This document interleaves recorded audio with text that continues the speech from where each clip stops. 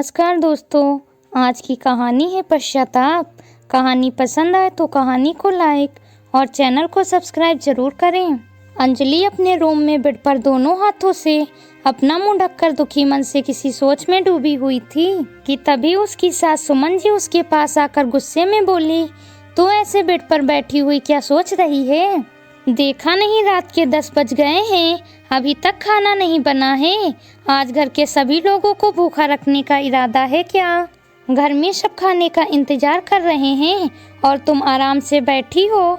यह सुनकर अंजलि बोली, आज मेरा मन नहीं है, मैं खाना नहीं बनाऊंगी।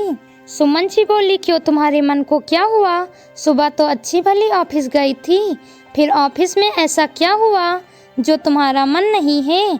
अंजलि दुखी होकर बोली, मम्मी जी, क्या जरूरी है कि मेरे साथ ऑफिस में कुछ हुआ हो? मेरी तबीयत भी तो खराब हो सकती है। आज ऑफिस से वापस घर आते हुए मेरे पेट में अचानक बहुत तेज दर्द होने लगा था। मैं घर के सभी लोगों को कितना ख्याल रखती हूँ। सुबह ऑफिस जाने से पहले सबके लिए खाना और नाश्ता बनाकर रखती हूँ। ऑफिस से आने के बाद तुरंत सबके लिए चाय बनाती हूँ। फिर शाम को सबकी पसंद का खाना बनाती हूँ। यदि कोई बीमार हो जाए तो ऑफिस से छुट्टी लेकर उसे अस्पताल में डॉक्टर को दिखाकर जब तक वह ठीक ना हो जाए दिन रात उसकी सेवा करती हूँ। परंतु इतना सब कुछ करने के बाद किसी को मेरी बिल्कुल भी परवाह नहीं।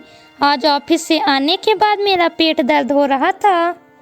तब मेरा बहुत मन था कि कोई मुझे एक कप चाय ही पूछ ले, परंतु चाय की बात पूछनी तो दूर, किसी ने मेरा हाल चाल भी नहीं पूछा।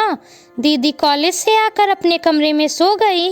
आपके बेटे ऑफिस से आकर आप लोगों के साथ बैठकर बातें कर रहे हैं। आपने या तो कह दिया कि घर के सब लोग खाने का इंतजार कर रहे हैं, परंतु आपने या घर के किसी सदस्य ने खाने के लिए देर होने पर मुझसे एक बार या नहीं पूछा कि आज तू उदास क्यों है? तुम्हारी तबीयत ठीक नहीं है क्या? क्या घर की बहू को सिर्फ काम करने के लिए ही याद किया जाता है? भूख लगी तो याद कर लिया, नहीं तो ऑफिस से आने के बाद मुझसे किसी ने एक बार भी नहीं पूछा कि तुम रूम में अकेले क्यों बैठी हो। जब कोई मेरी परवाह नहीं करता, फिर मैं किसी के खाने की परवाह क्यों करूं?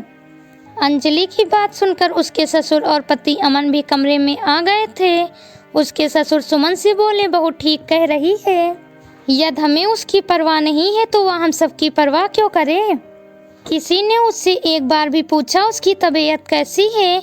बस घर के काम के लिए ही तो हम बहू को याद करते हैं। वैसे भी बहू के आने के बाद तुमने काम को हाथ लगाना बिल्कुल बंद कर दिया है। या भी नहीं सोचा कि बहू अकेले इतना काम करके थक जाती होगी।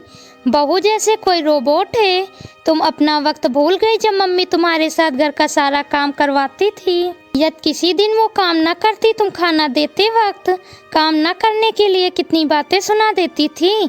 अरे सुख में न सही तो कम से कम दुख में तो बहू का साथ दे दिया करो। फिर उन्होंने अमन को डांटते हुए कहा, तू कैसा पति है जो अपनी पत्नी की बिल्कुल भी परवाह नहीं करता? तुझे भी तो अपनी पत्नी का ध्यान रखना चाहिए।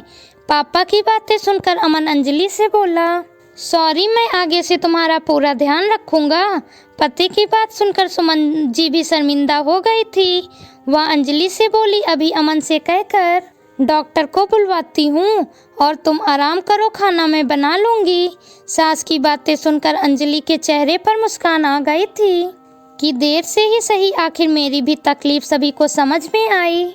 इस कहानी से हमें यही सीख मिलती है कि जब अकेली बहू पूरे घर को संभाल सकती है, सबका ख्याल रख सकती है, तो बहू के बीमार होने पर भी सभी को उसका ख्याल रखना चाहिए।